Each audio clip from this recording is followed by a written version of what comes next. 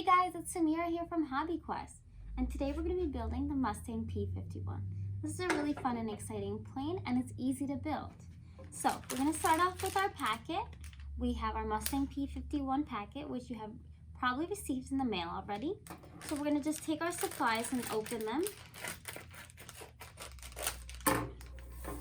So now that we have our packet open, we're going to have our parts described to us just briefly. We'll go over them so that you know what goes where. So we're going to start off with our packet of rubber band stick, 2 small black rubber pieces, and our silver ball. We're going to keep this aside for later and start off with our main wooden pieces. We have the body of the plane, we have the wing slot over here, and we have the elevator slot over here, and the rudder slot over here. This blue ball over here is our center of gravity. We're next going to continue on to talk about our wings. This is our wings, and as you can see, there's a triangular portion at the top of this, and this is the leading edge. This will be very important for later. This is our rudder, and this is our elevator. It's a smaller version of our wings. Again, this also has a leading edge as such, which is the triangular portion at the top of the piece of wood. So we're going to take our body of the plane and we're going to take our wings. All these pieces of wood are really fragile, so you want to just be careful with them when you're putting them into the plane. So our wings, we're going to take this part, and the triangular part, which is the leading edge, is going to go facing towards the front of the plane. So this is the front of the plane, and our triangular edge is facing this way. So we're going to gently edge the wings in. And then we're going to take our elevator and do the same thing as we did. Put the triangular part facing towards the front of the plane and just wedge it in. Next, we're going to take our elevator. We're going to put a small amount of glue in this slot. Now, you don't want to put too little glue, but you want to put enough glue. And you don't want to put too much glue because then the plane won't fly well. So I'm going to put a little bit of glue so that I can put my rudder into the slot over here. There we go.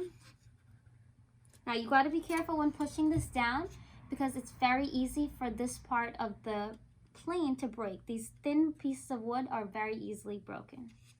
If they do break, you can use the white glue to lightly glue them back together. And this will take a couple hours to dry, about 2 to 3. Now that we have this complete, what we're going to do is open our pieces of rubber band stick, our rubber, and our silver ball. Now there are many little pieces, so you just want to be careful and pull them out slowly. So I'm going to just pour out my silver ball over here. That's going to go in the front of the plane. And it's going to be as such. Now you can see. Now, the next thing we're going to do is we're going to take out our rubber pieces and attach one to each end of the stick. Now we're going to keep this on the side and address our flight issues before we continue. So the first thing we want to discuss is the wings. So you see the wings move very easily. If you insert the wings and they're mostly towards the back as such, so they're this part of the plane, the back of the wings line up exactly. And when you fly the plane, it's going to go down towards the ground. It's going to take a dive.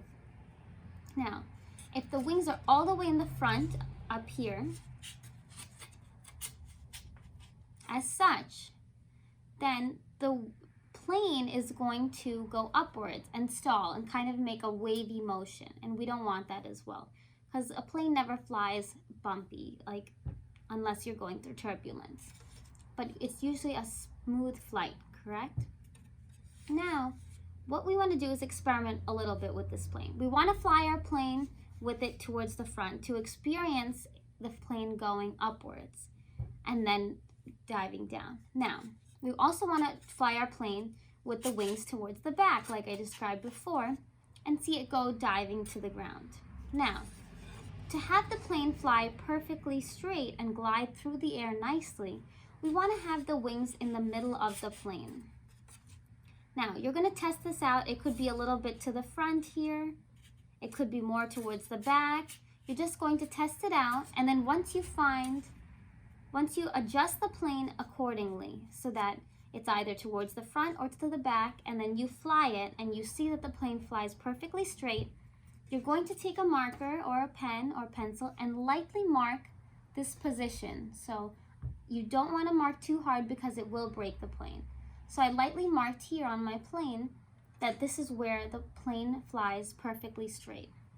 And notice, this is above our center of gravity of the plane, which is very important as it shows us where the plane really is having its focus on. So now, the next thing we're going to do is we're going to apply a small amount of glue.